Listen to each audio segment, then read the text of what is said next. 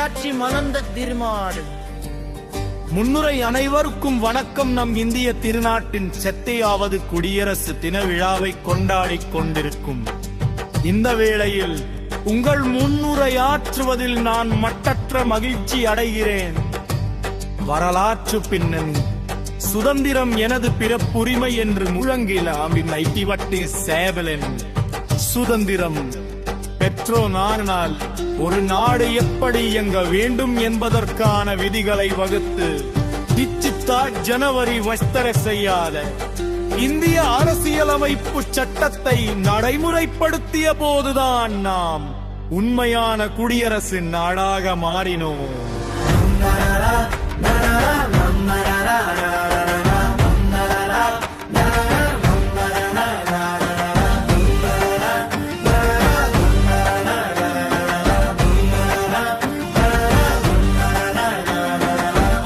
அம்பேத்கரின் பங்களிப்பு இந்த மகத்தான சட்டத்தை நமக்கு வகுத்து கொடுத்தவள் சட்டமேதை டாக்டர் அம்பேத்கர்.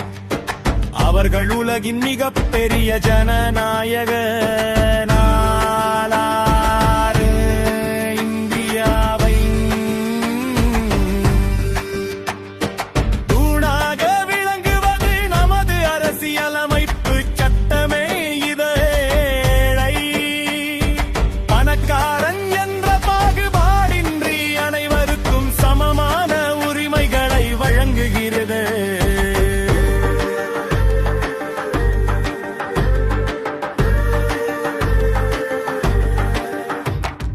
நமது கடமை குடியரசு தினம் என்பது பெரும் விடுமுறை நாள் அல்ல. அது நம் தேசத்தின் பெருமையை நினைத்து பார்க்கும் நாள். வன்முறையற்ற ஊழலற்ற ஒற்றுமையான இந்தியாவை உருவாக்குவதே நமது நாட்டுக்கு செய்யும் உண்மையான மரியாதையாகும். முடிவுரை ஒன்றுபட்டால் உண்டு வாழ்வு என்ற பாரதியின் வரிகளுக்கு ஏற்ப மொழியால் மதத்தால் வேறுபட்டிருந்தாலும் இந்தியர் என்ற உணர்வால் ஒன்றிணைந்து நம் நாட்டை வல்லரசு நாடாக மாற்றுவோம் என உறுதியேற்போம். ஜெய் ஹிந்த், வந்தே மாதரம்.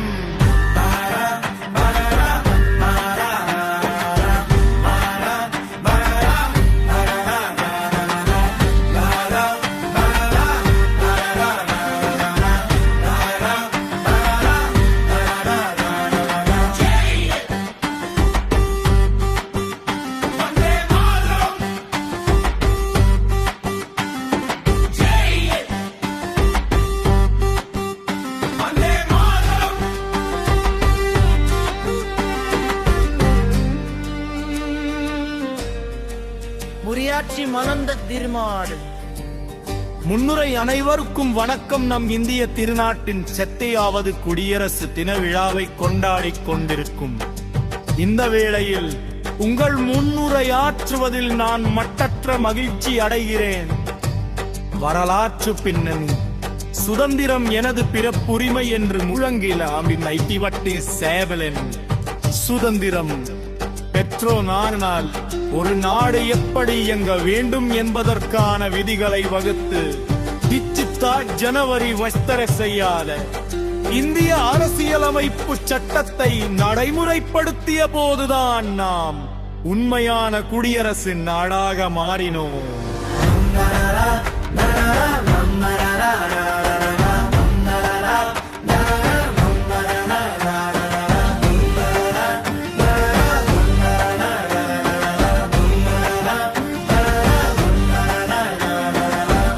அம்பேத்கரின் பங்களிப்பு இந்த மகத்தான சட்டத்தை நமக்கு வகுத்து கொடுத்தவள் சட்டமேதை டாக்டர் அம்பேத்கர்.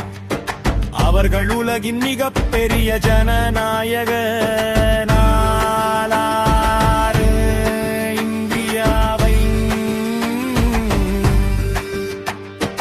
தூணாக விளங்குவது நமது அரசியலமைப்பு சட்டமே. பணக்காரன் என்ற பாகுபாடின்றி